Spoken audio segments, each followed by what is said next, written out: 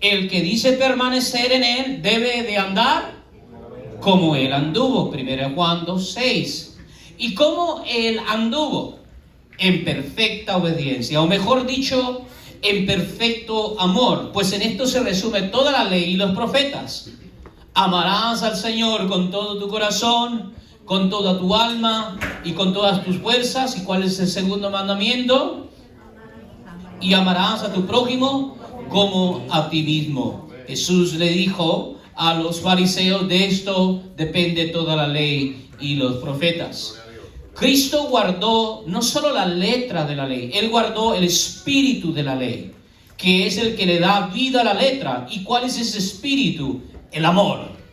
Así también nosotros debemos vivir y ordenar toda nuestra vida mientras peregrinamos en esta tierra. De nuevo, el apóstol Juan nos dice en su primera epístola: amados, amémonos unos a otros, porque el amor es de Dios. Todo aquel que ama es nacido de Dios y conoce a Dios. Y después dice en el versículo 8, 1 Juan 4, dice: el que no ama no ha conocido a Dios, porque Dios es amor. Así que esto es en cuanto a la vida del cristiano. Modelamos el amor de Cristo, amor primero al Padre y amor a la humanidad. Ahora, en cuanto a su muerte, o mejor dicho, su pasión, es decir, su dolor, sufrimiento y padecimiento, el apóstol Pedro nos exhorta: pues para esto fuisteis llamados, porque también Cristo padeció por nosotros, dejándonos ejemplo para que sigáis sus pisadas. 1 Pedro 2:21.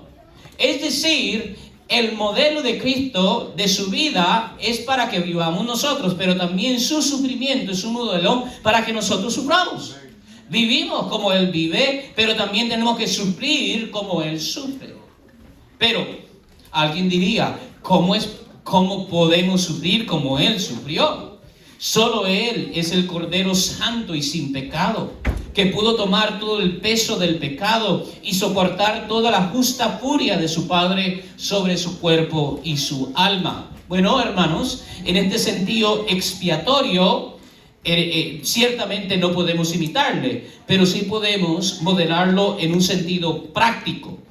En 1 Pedro, capítulo 2, versículo 21, más adelante en el 23, Pedro explica cómo es que sufrimos como Él sufre. Dice: quien cuando le maldecían, ¿cómo es que respondió el Señor? No respondía con maldición. Más adelante, quien cuando padecía no amenazaba, sino encomendaba la causa al que juzga justamente. Y si nos retrocedemos al versículo 20 anterior, dice allí: pues, ¿qué gloria es si pecando sois que abofeteados y lo soportáis?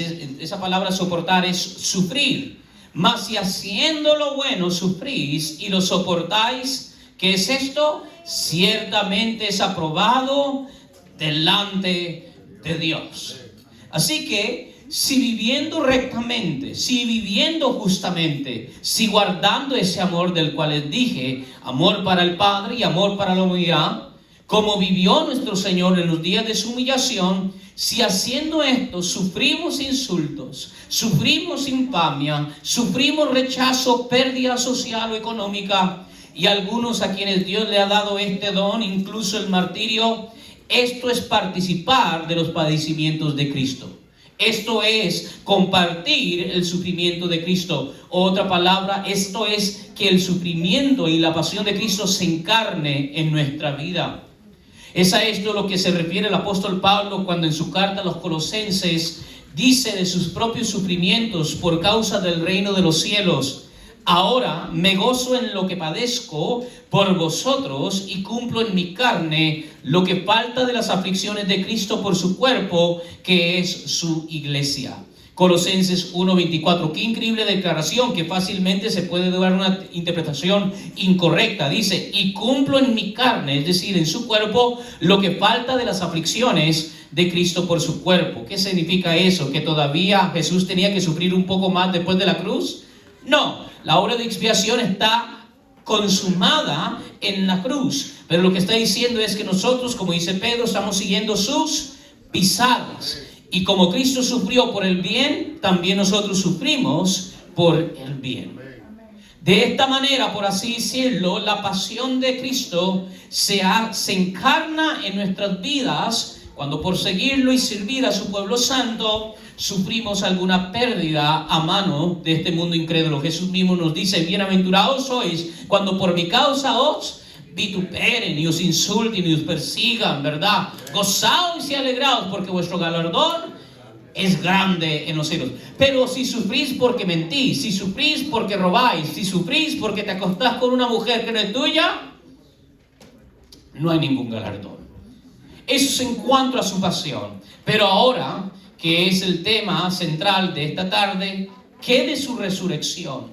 ¿Cómo es la resurrección de Cristo un arquetipo o un modelo para nuestra resurrección? Bueno, volvamos al pasaje de la mañana. Volvamos al pasaje de la mañana. Ténganlo allí en Lucas 24, versículos 36 al 43. Déjenme narrar y dar un poquito de contexto. Esto sucede ese primer domingo de resurrección. Algunos lo datan un 4 de abril, 30 después de Cristo. Puede ser cierto, algunos dicen que es el 33 después de Cristo, pero independiente si fue en el año 30 o 33 después de Cristo, es ese primer domingo de resurrección. ¿Qué ha pasado ese primer domingo de resurrección? Cristo se ha levantado de la tumba y del Hades. Y así como en el primer día de la creación, luz resplandeció de las... ¿Qué pasó el primer día de la semana en la creación? De las tinieblas el Padre hizo que resplandeciese ¿qué? Luz. Bueno, ahora este primer día de la semana de la nueva creación, sale la luz del mundo, del abismo, de la oscuridad, cuando el Padre le resucita de entre los muertos. Vean ese paralelo increíble. Parece que la resurrección tuvo, si vemos las narrativas, la resurrección de Cristo tuvo lugar junto antes del amanecer de ese primer domingo por la mañana. Quizás bien adentrado de la cuarta vigilia de la noche. Esto lo podemos deducir de Juan 21. Lucas nos dice que un grupo de mujeres piadosas que habían seguido a Jesús desde Galilea, es decir, desde el inicio de su ministerio, entre ellas las tres hermosas Marías, María Magdalena, María Salomé, que era hermana en carne de María, la madre de nuestro Señor, y María de Cleofas, y habían estado allí, nos dicen, en la crucifixión y sepultura el día viernes, después del día de reposo, es decir, el día ayer. Temprano en la mañana del domingo, es decir, hoy, trajeron especias aromáticas para ungir el cuerpo del Señor. Esto se encuentra en los versículos 44 de Lucas 23 y el primer versículo de este capítulo 24. Ahora, aquí hay un pequeño debate. Existe cierto debate sobre a quién se le apareció por primera vez Jesús después de su resurrección. Creo que escuché a mi hermano Osvaldo decir, si no, ¿verdad? Que se le apareció primero ¿a quién? A María Magdalena. Puede ser, dependiendo de cómo leen las narrativas, no se sabe si primero se le apareció a todo el grupo de mujeres piadosas a la vez, entre ese grupo estaba María, o primero se le aparece solamente a María y después se le aparece a todo el grupo de las mujeres. En todo caso, Mateo 28, versículos 8 al 9, nos dice que Jesús se le aparece a estas mujeres que se han levantado en la madrugada para traer ungüentos y ungir el cuerpo inerte del Señor. Y en camino a dar las noticias. Entonces, cuando llegan allí, ven la tumba abierta, el sepulcro abierto, se les aparecen ángeles, les dan las buenas noticias de que Cristo ha resucitado. Ellas emocionadas corren de nuevo al aposento donde están los discípulos escondidos para dar las buenas nuevas. Y Mateo 28, 8 al 9 nos dice que mientras ellas van corriendo los discípulos, ¡pum!, Jesús se les aparece. Mientras que la lectura más larga de Marcos, capítulo 16, versículo 9, y también Juan, capítulo 20, versículo 9, nos dice que se le apareció primero a María Magdalena a solas. En todo caso, estas son las dos primeras apariciones del Cristo resucitado. ¿A quiénes? A estas santas mujeres, a María Magdalena y a este grupo de mujeres. Estas son las primeras dos apariciones de ese primer domingo de resurrección. Por cierto, como lo vimos al inicio, nota al margen, esta es la razón por la cual en nuestro domingo de resurrección tenemos la costumbre de poner a mujeres a leer ¿qué? Los evangelios. Ya este es el segundo año que hacemos esto. ¿Para qué? Para recordarle a la iglesia que las primeras en predicar a un Cristo resucitado fueron ¿qué? Mujeres. Y como leímos al inicio el Salmo 68:11 desde la Biblia de las Américas, el Señor da la palabra, las mujeres que anuncian las buenas nuevas son gran multitud. Bien, sigamos. Luego Lucas nos dice que Jesús, este mismo primer domingo de resurrección, quizás esto ya durante el mediodía, como a esta hora. Entonces en la madrugada, temprano, se le aparece a estas mujeres, se le aparece también a María Magdalena a solas. Y después como a mediodía, Lucas nos dice que Jesús se le aparece a dos discípulos en camino a una aldea que está situada a 7 millas de Jerusalén llamada Emaús. Cuando le ven, sin embargo, y eran discípulos de Cristo, es decir, son discípulos, le conocían, estaban con Él, le seguían. Pero cuando ven al Cristo resucitado, dice la palabra, que no le reconocen. Pues nos dice la Escritura que sus ojos estaban cerrados o velados. Lucas 24:31. Jesús se comporta como si es un extranjero, está de visita en la Pascua y no sabe lo que está pasando, se hace como que no sabe lo que acaba de ocurrir el viernes fatídico de Santo, y mientras los acompaña en su caminata de pocas horas, por cierto, caminar 7 horas en el desierto de Judea, de Jerusalén a Emaús, no es como hoy en día, ¿verdad? Se toma bastante tiempo, es una caminata de varias horas, no es en 15 minutos nos vemos en Emaús, esto es en 2-3 horas nos vemos allá. Entonces Jesús les acompaña en la caminata y nos dice Lucas que comenzando desde Moisés y siguiendo por todos los profetas, les declaraba en las Escrituras todo lo que ellas declaraban del Mesías, es decir, de Él. Y sin embargo, mientras Él está expositando la palabra y revelando todo lo que dice el Mesías, ellos están completamente ignorantes que es el Cristo crucificado. Ahora bien, aquí sucede algo increíble. Una vez que llegan a la aldea de Emaús, los dos convencen a Jesús para que se quede con ellos y cene con ellos. De hecho, la palabra dice que Jesús se hace como que iba a ir más adelante, pero los dos discípulos dicen, quédate, ya es tarde, y cena con ellos, a lo que Jesús accede. Algo increíble pasa, que va a pasar hoy. Dice que cuando se sientan a la mesa, Jesús nos dice en Lucas, a ver, vaya conmigo a Lucas capítulo, puse aquí la cita equivocada, Lucas 24:30, a ver si es Lucas 24:30, sí. ¿Qué es lo que hace? Entra a la casa con ellos y dice, y aconteció que entrando sentado, entonces, ¿a dónde está? Dice, Jesús está sentado como estuvo el jueves pasado, antes de ser crucificado. ¿Y qué hizo el jueves pasado cuando estaba sentado? ¿Qué hizo con el pan? Lo agarró, dio gracias y después y le dijo a sus discípulos, tomad, comed, esto es mi cuerpo dado para vosotros. Bueno, miren lo que ahora el Cristo resucitado hace. Dice, tomó el pan y ¿qué? Y lo bendijo y después ¿qué? Le partió, le dijo, tomen la Santa Cena. Inmediatamente después, versículo siguiente dice, sus ojos fueron abiertos y le reconocieron. La segunda celebración de la Santa Cena. Aquí.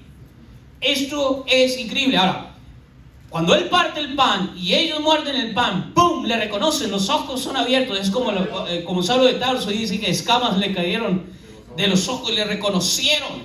Pero apenas le reconocieron, me imagino, le digan, Jesús eres. ¿Y qué es lo que dice la palabra? Desapareció de su vista. Lucas capítulo 24, versículo 31. Ahora, este no es el tema de la tarde, sin embargo, sí vamos a participar de este santo sacramento que trata esto, por cierto. Y un día voy a tener que explicar esto porque esto está muy profundo. Bueno, claramente, innegablemente, lo que esto nos está tratando de decir es que ahora en la nueva dispensación de gracia, hasta que Jesús no regrese a nosotros en su segunda venida, Cristo tiene que ser visto. ¿Qué les compartió en camino al Maús? ¿Qué les compartió? Palabra. Entonces, antes de administrarle el sacramento, primero les administró la palabra. Entonces, desde que Cristo asciende a cuando Cristo vuelve, Cristo tiene que ser visto en la palabra, pero también Cristo tiene que ser visto en los sacramentos. Y por eso Juan Calvino dice, una iglesia debidamente ordenada tiene que tener la exposición de la palabra y los sacramentos. Cristo debe ser visto en ellos, pues es en ellos que se nos revela el Evangelio de Cristo. En todo caso, aquí tenemos la tercera aparición del Cristo resucitado, ese primer domingo de resurrección. ¿Están conmigo? ¿Siguen la línea? Temprano en la mañana, a las mujeres, María Magdalena, 2 apariciones. Y después, mediodía, a estos 2 discípulos que no tenemos los nombres. Hay una tradición que nos dicen quiénes son, pero nadie sabe. Juan, con sus corazones ardiendo de emoción, de hecho, sí nos dice que uno era Cleofas. Pero bueno, con sus corazones ardiendo de emoción. Esto es algo bien interesante porque no le reconocían mientras él estaba exponiendo la palabra. Sin embargo, en base al versículo 32 del capítulo 24 dice, no estaban ardiendo nuestros corazones, es decir, el espíritu en ellos estaba ardiendo. Cuando ellos se dan cuenta de que este es el Cristo resucitado, llenos de emoción, ¿qué es lo que hacen estos discípulos? Bueno, los discípulos salen corriendo ¿hacia dónde? ¿De dónde habían venido? Acaban de caminar 3-4 horas de Jerusalén a Emaús, y están en Emaús, ¿y qué es lo que hacen? Volvamos, pero ahora sí no caminando, volvamos ¿cómo? Y lo que les tomó un par de horas, llegan tan rápido que llegan cuando todavía el sol se estaba poniendo. Ese mismo primer domingo. Ahora recuerden, son 7 millas, hice el cálculo, eso es para aquellos que usan kilómetros, esos 11 kilómetros, ¿verdad? Trate de correr esos 11 kilómetros hoy, a ver cuánto le demora. Yo creo que a los 3 kilómetros me muero, tengo sed. Cuando llegan a Jerusalén, ese mismo día de resurrección, nos dice Lucas que se encuentran con los 12, capítulo 24, versículo 33. Y le confiesan no solo que ellos le han visto, sino además nos hablan de otra aparición que los relatos evangélicos no nos dan los detalles, pero que también Pablo en su primera carta a los Corintios afirma, y la escuché de mi hermano Osvaldo que la leyó al inicio. Parece ser que hay una cuarta aparición. No solo se le ha aparecido ya a las mujeres, a María Magdalena y a estos 2 hombres, sino que también se le ha aparecido ¿a quién? ¿Quién dice? A Pedro. Se le apareció a Pedro. Dice allí, Lucas 24, versículo 34, dice, miren lo que dice el versículo, que decían, ha resucitado el Señor verdaderamente y ha aparecido a Simón. Parece ser como que Simón necesitaba que el Señor se le apareciera solo a él, obviamente después de haberlo negado 3 veces. Primera de Corintios 15, 3 al 5, lo leyó hermano Osvaldo, lo vuelvo a leer. Pablo afirma esta cuarta aparición, dice, porque primeramente os he enseñado lo mismo que recibí, que Cristo murió por nuestros pecados conforme a las Escrituras. ¿Cuántos dicen amén? Amén. Y fue sepultado y que resucitó al tercer día conforme a las Escrituras. ¿Cuántos dicen amén? Amén. Y pues aquí nos vienen las apariciones. Ahora, Pablo, no sé por qué ignoras a las mujeres, pero aquí no nos habla las mujeres, solo habla de los hombres. Y dice el versículo 5, y que apareció a Cefas, es decir, primero se le aparece a Pedro y después a los demás 12. Sin embargo, acuérdense, antes que se le aparezca a Simón, primero se le apareció ¿a quién? A las mujeres y en particular a María Magdalena. Yo creo que hay una tremenda discusión allá arriba en el cielo por esto. En todo caso, aquí la cuarta aparición del Cristo resucitado, ese primer domingo de resurrección, a Pedro, quien le negó 3 veces tan solo hace 2 días atrás. Ahora bien, por fin llegamos al pasaje central de la mañana. Eso es todo, es el contexto del capítulo 24 de Lucas. Es domingo de resurrección, ya es la tarde. De hecho, según Juan 20:19, ya el sol se puso. Ya es oscuro, todavía es domingo, pero ya es de noche. No nos lo dice Lucas, pero Juan sí nos lo dice, que todos los apóstoles de Cristo estaban allí escuchando la palabra de estos dos discípulos exasperados y emocionados, excepto uno. ¿Y cuál era ese uno? Tomás, llamado también el Dídimo o gemelo. Eso nos lo dice Juan en 20:24. Juan también nos dice que donde estaban los discípulos reunidos tenían las puertas cerradas por miedo de los judíos. Eso está en Juan capítulo 20, versículo 19. Es decir, están allí 10 de los 12, ¿verdad? Porque Judas Iscariote, sus tripas ya están expuestas. O bueno, quizás pues algunos dicen que fue días o semanas después, pero digamos que ya las tripas están ahí, por ahí. Y Tomás, yo no sé qué hizo Tomás, ¿quién sabe qué es lo que hizo Tomás? Obviamente, sin embargo, están asustados, y porque están asustados, como dice Juan, tienen las puertas cerradas, están en un aposento alto en Jerusalén, ellos están peligrando por su vida, que si también vienen por nosotros, que si también nos entrega las autoridades judías a las autoridades romanas. ¿Y qué es lo que pasa? Juan nos dice que estaban ahí todos los discípulos reunidos con las puertas cerradas, y de repente, así como en la casa de esos dos discípulos se apareció, ahora mientras los discípulos todavía están hablando, los dos discípulos que llegaron y le están contando, se nos apareció, dice que mientras todavía ellos hablan, ¿qué es lo que pasó? ¡Pum! Jesús se apareció en medio de ellos. Se aparece así de la nada. Esto lo vemos en Lucas 24, versículo 36, y también en Juan 20, 19. ¿Y cuáles son las palabras que les dice el Cristo resucitado a sus discípulos? Shalom Lachem. A ver, aprendemos un poquito de hebreo. Diga conmigo, Shalom Lachem, que es paz a vosotros. Ahora, este es Jesús, ¿verdad? ¿Quién se le está pareciendo a estos discípulos? Jesús, a quien conocían, a quien habían seguido de cerca. De hecho, compartían habitación, dormían juntos, comían justo, y eran los más íntimos amigos por los últimos 3 años de Jesucristo. Y sin embargo, cuando Jesús se aparece, le dice Shalom Lachem. ¿Cómo reaccionan los apóstoles? Versículo 37, dice: entonces espantados y ¿cómo? Atemorizados, pensaban que veían ¿un qué?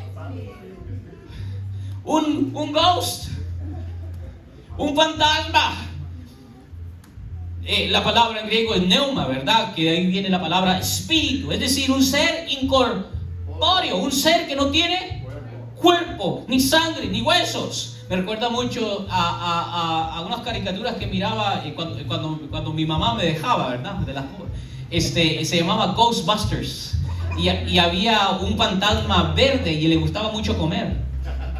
Pero cada vez que comía, la comida, como era fantasma, no podía retenerla en el estómago, entonces se iba. Entonces ellos piensan que están viendo un fantasma. Entonces, ¿qué procede el Cristo resucitado a hacer? ¿Qué procede el Cristo resucitado? Él procede al calmar sus temores. Pero más importante que eso, y más importante para nosotros, porque ya hicimos que su vida es un modelo para nuestra vida, su padecimiento es un modelo para nuestro padecimiento, pero su resurrección es un modelo para ¿qué? Nuestra resurrección. Él procede a calmar sus temores, pero Él también ¿qué hace? Él procede a demostrarles que Él, el Cristo resucitado, a ver, iglesia, digo conmigo, Cristo resucitado, y ya ha ascendido al Padre, porque se lo dijo a María: ve y dile a mis discípulos que yo ¿qué? Voy al Padre, subo al Padre. Entonces este Cristo, y que me voy a ver con ellos en Jerusalén, nos está mostrando, o le está demostrando a ellos, que el Cristo resucitado es de carne y huesos. Primera prueba para dejarles saber que no es un fantasma, que realmente es carne. ¿Cuál es la primera evidencia que Él da? Versículo 39. Miren lo que dice: mirad mis manos y mis pies. ¿Por qué les dice vean mis manos y mis pies? ¿Por qué? ¿Qué hay en las manos y en los pies del Cristo resucitado? Los clavos que le horadaron.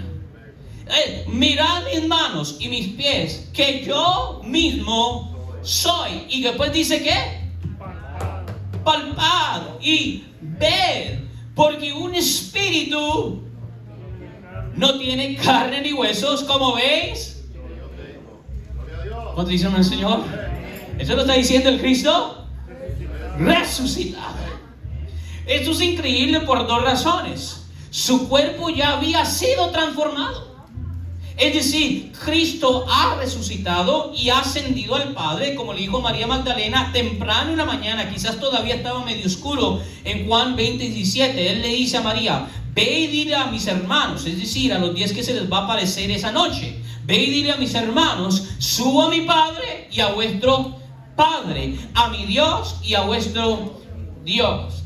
Y sin embargo, todavía ese Cristo resucitado tiene que carne y huesos.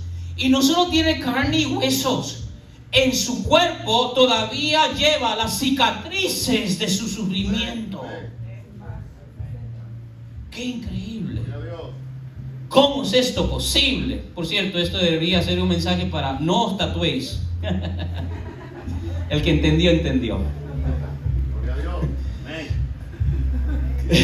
Porque el Cristo resucitado y ascendido tiene hueso, carne, y sus manos y sus pies todavía llevan las cicatrices de su pasión. Esto pareciera ir en contra de lo que las Sagradas Escrituras nos dicen en otra parte. ¿Qué es lo que nos dice? Vayan conmigo a 1 Corintios capítulo 15, 50, cuando el apóstol Pablo habla de la bendita resurrección, la esperanza bendita. Ese es el título de la mañana o de la tarde. En cuanto a la resurrección, él dice, pero esto digo, hermanos, ¿qué es lo que dice? La carne y la sangre, ¿qué dice? No pueden heredar el reino de Dios, ni la corrupción hereda. ¿Ven la aparente contradicción? El Cristo resucitado, ¿qué les enseña? Carne, sangre, huesos, tendones, ligamentos.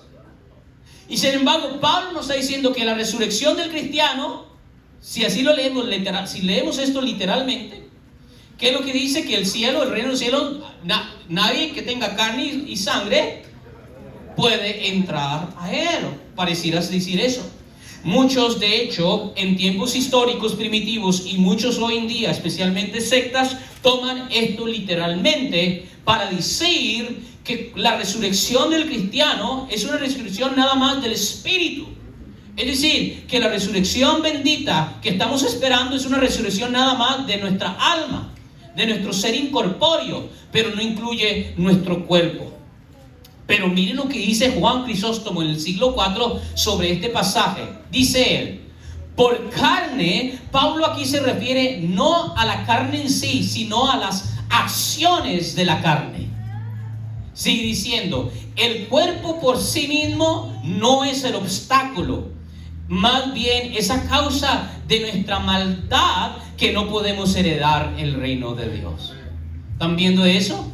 Esto es bien importante, y Pablo lo deja bien claro en el capítulo 5 de Gálatas, donde dice, están las obras del Espíritu y están las obras de la carne. Mas sin embargo dice que en el poder de Cristo podemos ahora en la carne vivir en el Espíritu. Jerónimo de igual manera dice sobre este pasaje, dice, no despreciamos de ninguna manera la carne, sino rechazamos sus malas obras. No despreciamos el cuerpo que reinará en el cielo con Cristo. Dice él, la carne y la sangre no pueden obtener parte en el reino de Dios. Esto no se refiere a la carne y a la sangre como tales, sino a las obras de la carne. Eso es importantísimo. Ahora vengamos a Martín Lutero en la era de la Reforma. Esta cita es un poco más extensa, pero escuchen, miren lo que Martín Lutero habla sobre esta expresión, que la carne y la sangre no pueden heredar el reino de los cielos. Dice Martín Lutero, si alguien dijera, en vista de la declaración de Pablo de que la carne y la sangre no pueden heredar el reino de Dios, que solo se levantará el alma o el espíritu y no el cuerpo, como concluyeron varios herejes, así les llama, herejes, y es una herejía, estaría contradiciendo directamente la doctrina de Pablo a lo largo de todo este capítulo. Porque Pablo no dice que el cuerpo no resucitará, sino que la carne y la sangre no pueden heredar el reino de Dios. Porque el término carne y sangre se refieren en realidad al viejo hombre, según el primer Adán, como descendientes de su desobediencia. Pero que está sin fe ni palabra de Dios y sin Cristo. Así le dice Cristo a Pedro en Mateo 16:17. ¿Se acuerdan cuando pregunta Jesús a sus discípulos: ¿quién decís vosotros que soy yo? ¿Y qué le dice el apóstol Pedro? Tú eres ¿qué? El Cristo, el Mesías, el Hijo de Dios, ¿verdad? ¿Y qué le dice el Cristo a Pedro? Eso no te lo reveló ¿qué? Sino que mi Padre. Sin embargo, lo está hablando una boca.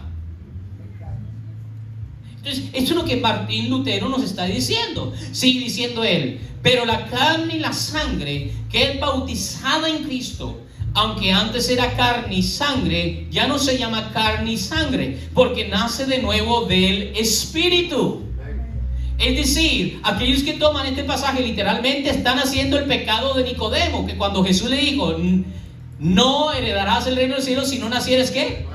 Y él lo tomó literalmente. Dice: ¿cómo yo puedo entrar en el vientre de mi madre y volver a nacer? Es lo mismo. Si tomas esto literalmente, te contradices. No está diciendo Pablo que no vamos a resucitar con cuerpos de carne y sangre, sino lo que está hablando es de que nuestra vieja naturaleza está clavada con Cristo en la cruz, y al resucitar, entonces adoptamos la naturaleza del nuevo Adán. ¿Cuánto dice el Señor? Sigue diciendo el apóstol ya le iba a llamar apóstol Martín Lutero. Lo vamos a beatificar, San Martín Lutero. Ahora sí van a hablar más. No, estoy fuerte.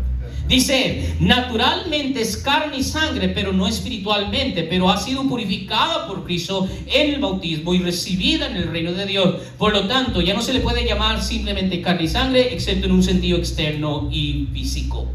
Claramente, entonces, en vista de esta correcta interpretación, podemos decir que la carne y la sangre redimida, es decir, santificada y transformada por el Espíritu de poder, el mismo Espíritu que le levantó de la muerte al Señor, ciertamente heredará el reino de los cielos. ¿Entendieron eso o no lo entendieron?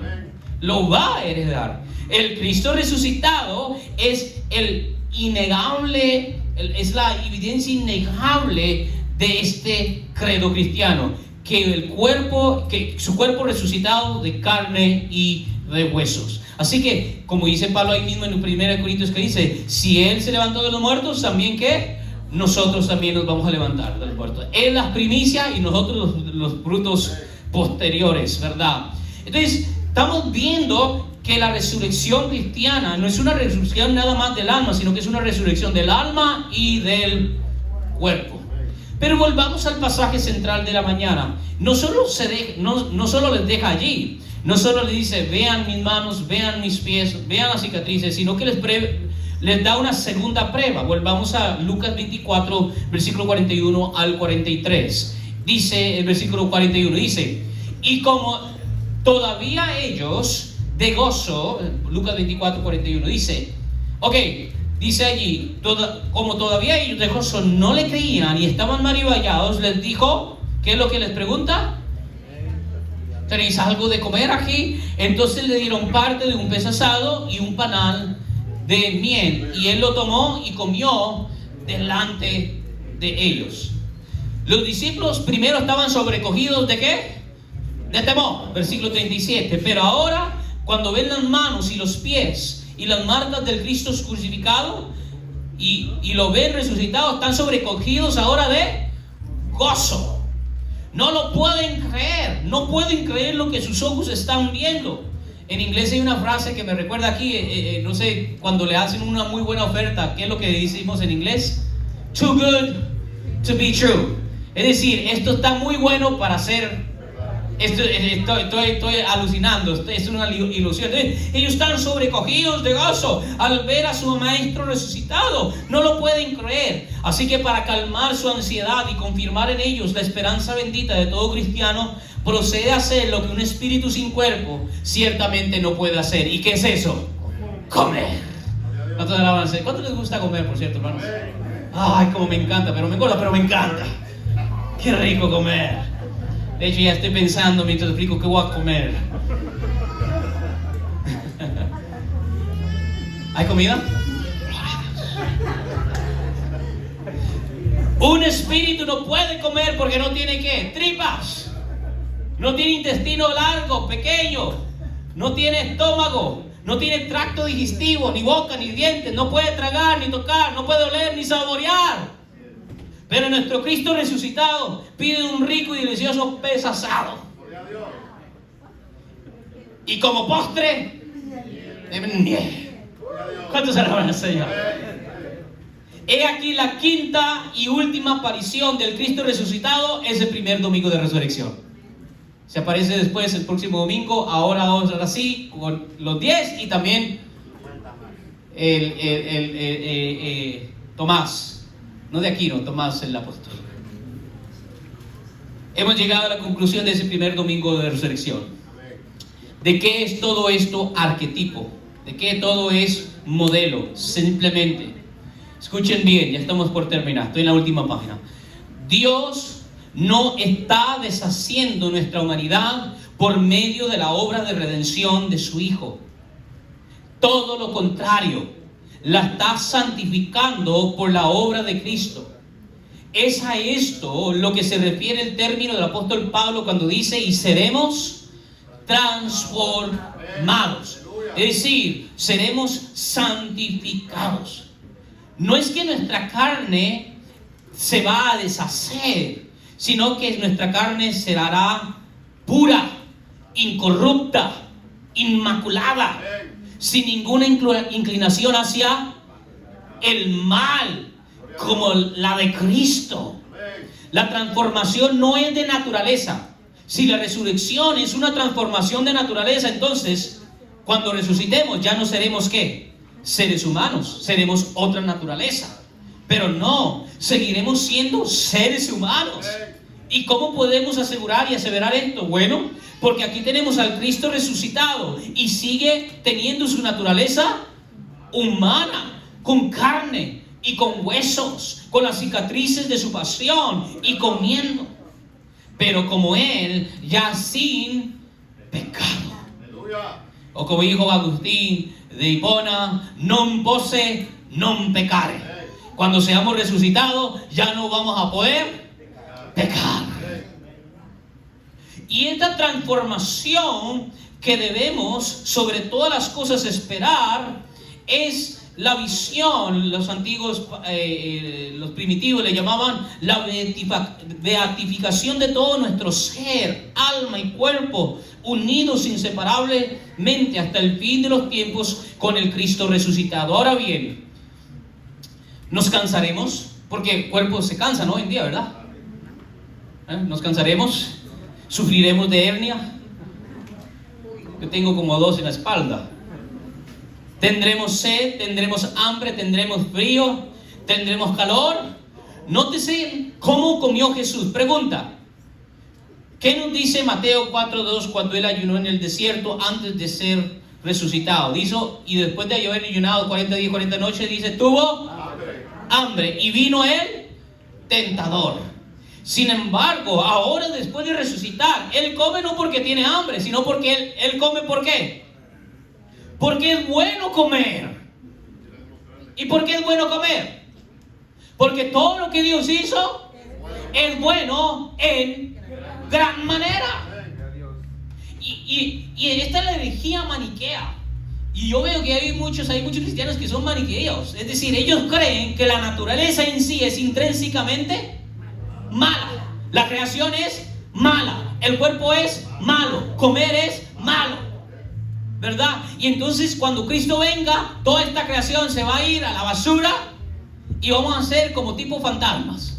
Pero no, porque eso es una afrenta, no contra la creación, eso es una afrenta ¿contra quién? Contra el creador de la creación, que cuando hizo toda la creación, Él dijo, y vio Dios que era bueno. Dios no hace nada malo. No somos gnósticos, queridos hermanos. Eso es lo que pensaban los gnósticos y los maniqueos, que creían que el orden creado, material, era depravado, sucio. Esa es una ofrenda contra el Dios creador que creó todas las cosas por medio de Cristo Jesús. Es a esto lo que Pablo también se refiere en Gálatas, en el capítulo 5, versículo 6, uno de mis favoritos pasajes. Dice que ya no importa la circuncisión ni la incircuncisión, sino ser una nueva creación. La nueva creación no se deshace de la previa creación, lo que hace es que la transforma, la santifica. Y eso es lo que Cristo está haciendo ya por medio de su Espíritu, pero obviamente tendremos la culminación en la resurrección de nuestros cuerpos. Somos cristianos y refutamos, como dijo Martín Lutero, esas mentiras heréticas y afirmamos que el orden de creación será purificada con fuego, de tal manera que toda escoria, a ver, cuando se pone el oro impuro en el fuego, ¿el oro desaparece? No, ¿qué es lo único que desaparece cuando el oro es purificado por fuego? Lo que no es oro. Y es lo mismo, el mundo y la creación y nuestros cuerpos serán purificados como por fuego, dice el apóstol Pedro, y los elementos serán encendidos, ¿verdad? Entonces la creación será purificada, pero no es para deshacerse de la creación, sino es para ¿qué? Para purificarla. Ese es el entendimiento propio de la transformación, de la cual el apóstol Pablo y el resto de las escrituras nos dicen. Entonces, allí es cuando dice el libro de Apocalipsis: tenemos cielos nuevos y tierras nuevas donde no habrá muerte, ni habrá más llanto, ni clamor, ni dolor, porque las primeras cosas, dice, pasaron. He aquí, yo hago todas las cosas nuevas. Pero cuando dice que hago todas las cosas nuevas, ¿dejará de haber carne, hueso y sangre? No. ¿Dejará de haber pez asado? Gloria sea al Padre que no. Comeremos. Y tengo buenas noticias para aquellos que están viendo la cintura y no va a engordar la cintura. Creemos como cristianos en una resurrección corporal. Los que han muerto en Cristo, sus almas están ya con Cristo, pero ellos juntamente con nosotros están aguardando la última bendita esperanza, que es ¿qué? La resurrección de nuestros cuerpos. Es a esto lo que el apóstol Pablo se refiere en 1 Tesalonicenses 4, cuando dice que el Señor mismo vendrá junto con los que durmieron con Él. Creemos en una resurrección íntegra, entera, es decir, corporal, cuerpo y alma unidos, inseparablemente unidos por el resto de la eternidad con Cristo. ¿Y por qué creemos esto tan firmemente que no nos vamos a dejar de mover de esta postura? ¿Por qué en esto podemos ser dogmáticos? Digamos, lo que les expliqué ayer acerca de los censos, no podemos ser dogmáticos, hay varias posturas, pero ¿por qué en esto? De que vamos a tener carne, vamos a tener hueso, vamos a poder comer cuando resucitemos. ¿Por qué podemos ser dogmáticos en esto? ¿Qué tenemos ante nuestros ojos este día? Porque Cristo es el arquetipo, Cristo es el modelo, Cristo es las primicias. Cristo nos está enseñando qué es lo que va a pasar. Nuestro gran Rey Salvador se levantó de la tumba no como un fantasma, sino que se levantó con cuerpo y alma, hueso y carne, y Él es el modelo. Romanos capítulo 6, versículo 5, Pablo dice: porque fuimos plantados juntamente con Él en la semejanza de su muerte, ya vimos eso anteriormente, así también lo seremos en la de su resurrección. Y vuelvo a 1 Corintios capítulo 15, versículo 22 al 23, donde Pablo habla ampliamente sobre la resurrección. Dice: porque así como en Adán todos mueren, también en Cristo todos serán vivificados, pero cada uno en su debido orden. Cristo las primicias, luego los que son de Cristo en su venida. Entonces, ¿cuándo se va a dar esta bendita esperanza? ¿Cuándo se va a dar esta resurrección corporal? En su tercera, cuarta, quinta o sexta venida. ¿Cuándo? En su segunda, y tengo noticias, y su última venida. Así que no me pongan una entre el medio allí y ni siquiera en mitad medida. Es en su segunda medida. Concluimos pues. Pregunta: ¿comeremos en el cielo? Claro, gracias, ya. Usted fue la única que me escuchó. ¿Comeremos en el cielo? No. No, esos son los que están abajo. Comeremos. Nos alegraremos. Sí. Dios mío, hasta lanzaremos. Porque hay pentecostales también en el cielo. Vamos a lanzar, vamos a comer, vamos a alegrarnos. Ahí van a estar presbiterianos, los vamos a estar con sus himnos, salmodia exclusiva, y yo creo que ahí me voy con los pentecostales. Y yo quiero danzar cuando mis ojos vean a mi Cristo resucitado. Yo quiero brincar. Con Cristo vamos a estar sentados en un gran banquete. Dice la palabra que serán las bodas del Cordero. Es decir, hay un manjar que el Señor nos está preparando. Pero lo mejor de ese banquete es que a la cabeza de esa mesa va a estar el Cristo resucitado. Y dice la palabra que juntamente con Él reinaremos en la tierra. Así que un secreto, no se los digo hoy, pero aquí el cielo es la tierra, pero ya transformada. Pero otro día hablaremos de eso. Ahora, por cierto, ya prepárense los ancianos, ¿verdad? Estamos por tomar asiento. ¿Cuál es la prueba más contundente de esta futura realidad para nosotros? Es decir, que vamos a comer y vamos a gozar de estas cosas que solo cuerpos pueden gozar, la misma institución de la Santa Cena. Después de consagrar la copa de la sangre, ¿qué promesa nos hizo Cristo? ¿Qué promesa nos hizo Cristo? La leemos cada vez que tenemos la Santa Cena. Mateo 26, 29, poneos sobre vuestros pies, y terminamos viendo esta santa promesa. Vamos a pedir a los ancianos que ya vayan pasando aquí al altar. Qué lindo cuando con María Magdalena, con Salomé, María de Cleofas, con Tomás, Pedro, veamos nosotros también al Cristo resucitado. Sí, hay que bajar uno de esos, sí, gracias.